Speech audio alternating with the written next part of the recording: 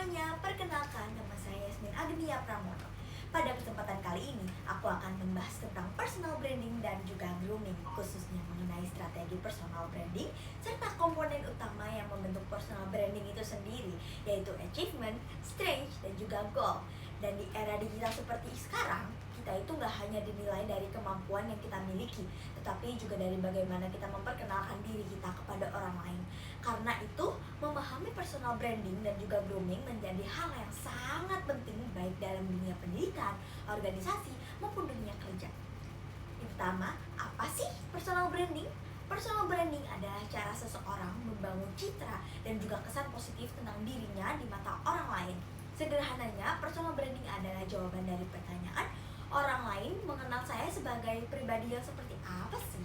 Dan personal branding bukan berarti kita pura-pura jadi orang lain ya, melainkan menunjukkan kelebihan, nilai, dan juga karakter seseorang yang konsisten, sehingga orang lain dapat mengenali identitas kita dengan lebih jelas. Misalnya, ada orang yang dikenal sebagai pribadi yang kreatif, disiplin, bertanggung jawab. Nah, kesan tersebut terbentuk dari perilaku kita, karya, dan juga cara interaksi dengan lingkungan sekitarnya. Nah, agar personal branding itu dapat terbentuk dengan baik, terdapat beberapa strategi nih yang harus kita lakuin. Yang pertama ada mengenali diri kita sendiri. Yang langkah pertama, memahami siapa sih kita itu, apa kelebihan kita, apa juga nilai kita yang ingin kita tunjukkan ke orang lain.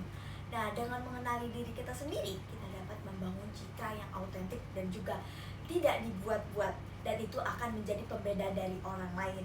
Nah, yang kedua ada konsisten dalam bersikap dan juga berperilaku. Personal branding nggak juga dibangun dalam satu hari ini, karena itu kita perlu menunjukkan sikap dan juga perilaku yang konsisten. Jika kita ingin dikenal sebagai pribadi yang profesional, kita juga perlu menunjukkan kedisiplinan, tanggung jawab, dan juga etika yang baik kepada orang lain dalam berbagai situasi.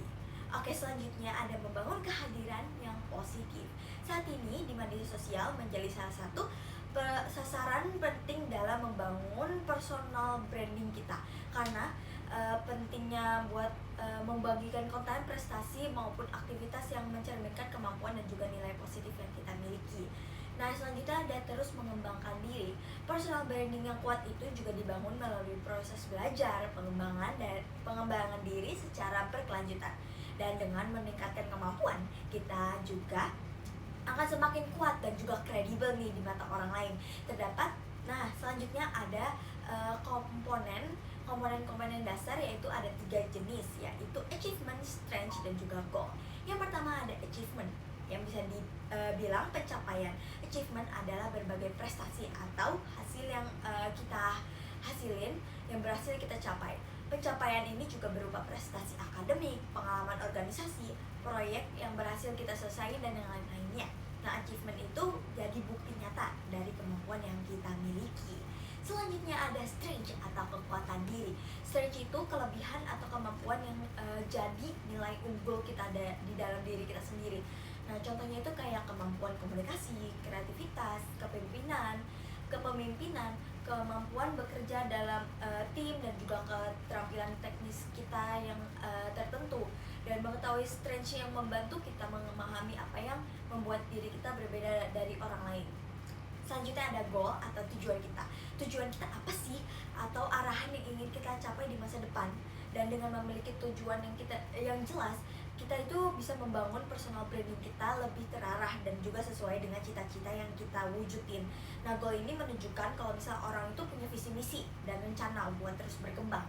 Nah, selain personal branding, grooming juga salah satu yang paling penting di sini, karena grooming adalah upaya menjaga kebersihan, kepenampilan, dan juga cara kita membawa diri agar terlihat rapi dan juga profesional. Nah, penampilan memang bukan segalanya, tapi kesan yang pertama sering terbentuk dari apa yang dilihat orang lain. Maka dari itu, kita harus rapih di mata orang lain. Oke, sekian dari materi saya. Terima kasih. Bye-bye.